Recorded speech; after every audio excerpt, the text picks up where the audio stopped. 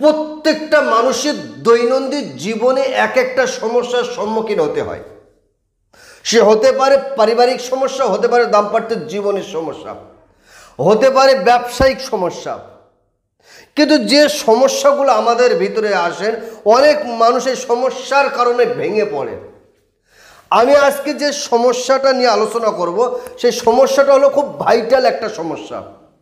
কারণ আমার চেম্বারে বহু মানুষ তারা অধিকাংশ সময় এসে একটাই কথা বলেন যে আমার স্ত্রী আমাকে ছেড়ে চলে গেছে, আমি আমার স্ত্রীর জন্য পাগল, আমি কাউকে চাই না, আমার স্ত্রী যেখানে গিয়েছে যাক, কিন্তু ফিরে আসুক আমার কোলে। মানে স্বামী তার স্ত্রীকে কতটা ভালোবাসে। চেম্বারে অধিকাংশ মানুষ যারা ফোন করেন, দেশের বাইরে আছে, তাদের মুখে 100-র মধ্যে 70% মানুষের এই রকম সমস্যা।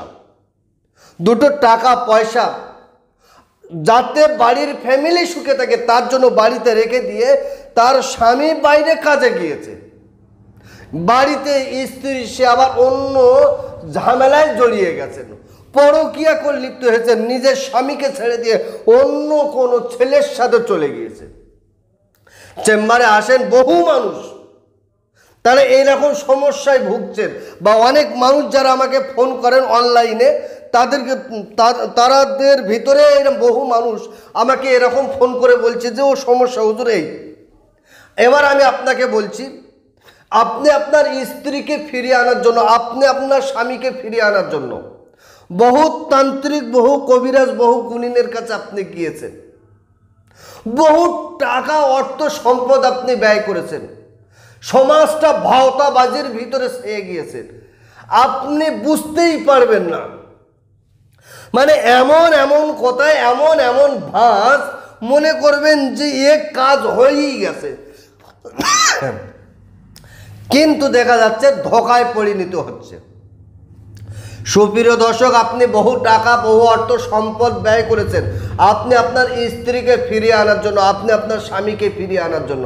আমি আপনাকে বলবো, তামাম পৃথিবীর তান্ত্রিক, কবিরাজ, গুণিন, উজা, পীর সাহেব, হাফেজ সাহেব, মাওলানা সাহেব, সবার কাজ যেখানে শেষ হয়, সেখান থেকে আমার আল্লাহ পাকের কালামের কাজ শুরু হয়। আপনি কি ভাবছেন আল্লাহ পাকের কালামের এতটা পাওয়ার, এতটা ক্ষমতা আপনি ধারণা করতে পারবেন না, আপনার চোখ বুলু হয়ে যাবে।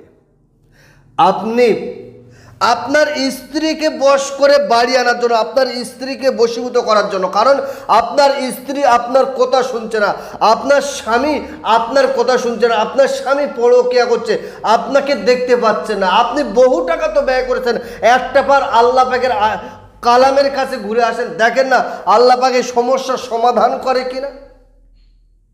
পৃথিবীর কারো ক্ষমতা নেই আল্লাহ পাকের কালামকে কেটে দিয়ে দেখাবে।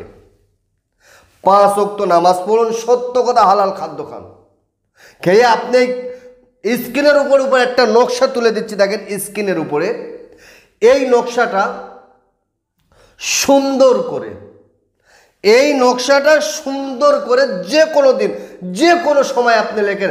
লেখার আগে আপনি বাজার থেকে, দশকর্মার দোকান থেকে একটা হরিণের ঝিল্লি জোগাড় করবেন, আর হরিণের ঝিল্লির উপরে ডালিম গাছের কলম, কিশোর জাফরান, ডালিম গাছের কলম দিয়ে, কিশোর জাফরান দিয়ে এই নকশাটা লেখেন। লেখার আগে সুন্দর করে অজু করুন, পাক সাপ কাপড় পরুন।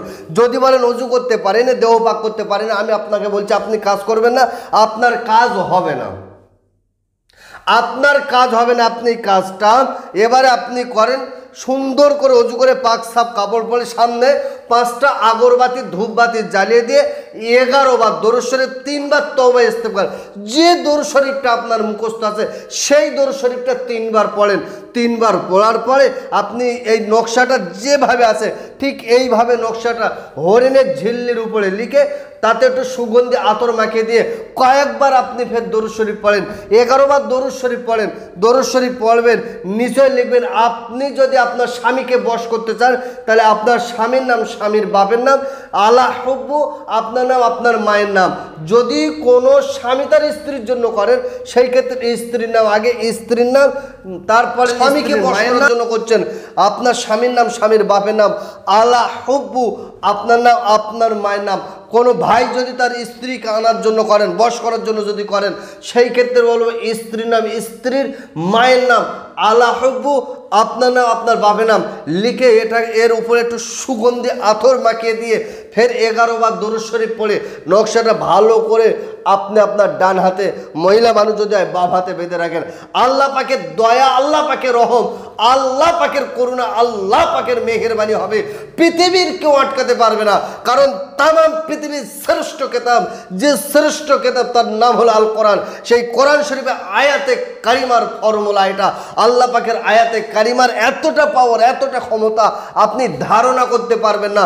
আপনার স্বামী পৃথিবীর যে প্রান্তে থাক, যে হালতে থাক, যে অবস্থা থাক, যে জায়গা থাক, আপনার কাছে ফিরে আসতে বাধ্য হবে, সেখান থেকে যোগাযোগ করবে।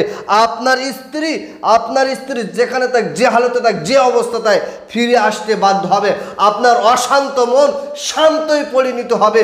আপনি টেনশন মুসিবতের ভিতরে বসবাস করছিলেন, আপনি বিপদের মুসিবতে বাস করছিলেন, আপনি অশান্তির কাঁটাজালের ভিতরে বসবাস করছিলেন, কাজটা করেন আমার আল্লাহ আপনার অশান্ত জীবন শান্তই পরিণত করে দেবে ইনশাআল্লাহুল আজিজ।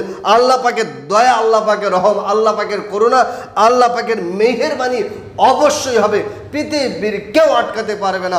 তো সুপ্রিয় দর্শক, ভিডিওটা লম্বা চড়ো নয়, ভিডিওটা এই পর্যন্ত আমি সমাপ্ত করছি। ভালো থাকবেন, সুখে থাকবেন, শান্তিতে থাকবেন, আমার জন্য দোয়া করবেন। আসসালামু আলাইকুম ওয়া রাহমাতুল্লাহি ওয়া বারাকাতুহু।